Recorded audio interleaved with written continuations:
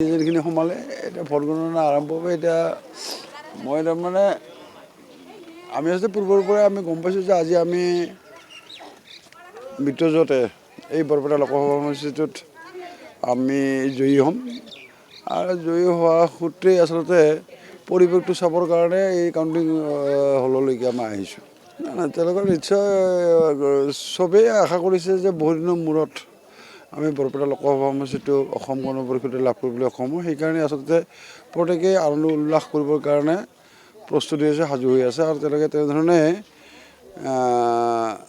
আমাৰ দলীয় কৰ্মী বা শুভাকাংক্ষীসকলৰ মাজত তেনেধৰণে এটা পৰিৱেশ সৃষ্টি হোৱাটো পৰিলক্ষিত হৈছে। আজি যদি জয়লাভ কৰে তেতিয়াহ'লে এটা অভিলেখ হ'ব আপোনাৰ বাবে।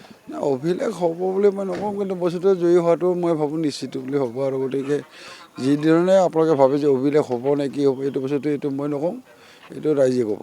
আপুনি মেথমেটিক্সৰ টিচাৰ আছিলে, তাৰপিছত ৰাজনৈতিকবিদ। আপোনাৰ অংক কি কয়, অসমত কি হ'ব আৰু দেশব্যাপীত কি হ'ব? নাই চাওক, অসমত আমি মিত্ৰজোঁটে গৰিষ্ঠ সংখ্যক আসন লাভ কৰিবলৈ সক্ষম হ'ম। আমি দুই এটা চিটত আমি হয়তো আমাৰ ফলাফল অলপ বেয়া হ'ব, কিন্তু আমি গৰিষ্ঠ সংখ্যক আসনেই আমি লাভ কৰিবলৈ সক্ষম হ'ম। আৰু মাননীয় মুখ্যমন্ত্ৰী ডাঙৰীয়াই যি তাৰমানে ভৱিষ্যতবাণী কৰিছে, মই এই মুহূৰ্তত সেই কথাটোৱেই ক'ম নিশ্চয় যে ভৱিষ্যতবাণী মুখ্যমন্ত্ৰী ডাঙৰীয়াৰ ভৱিষ্যতবাণী নিশ্চয় ফলিয়াব আৰু তেনেধৰণে আমি এই অসমত আমাৰ মিত্ৰজোঁটৰ ৰেজাল্টটো তেনেধৰণেই হ'ব। কিমান ভোটৰ মাৰ্জিন হ'ব বুলি ভাবিছে? মই তাৰমানে এতিয়া মই এটা কথা ক'ম যে আমি 9 লাখৰ পৰা 10 লাখৰ ভোটৰ ভিতৰত আমি ভোট লাভ কৰিবলৈ সক্ষম হ'ম।